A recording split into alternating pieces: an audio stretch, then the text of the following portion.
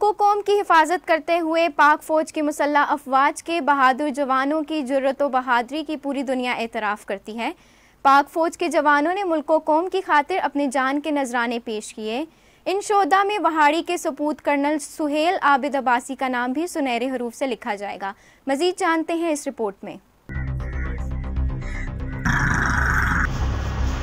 मेरा बेटा है पाक फौज में भर्ती था, जिसके शहादत का रुतबा उसको मिला।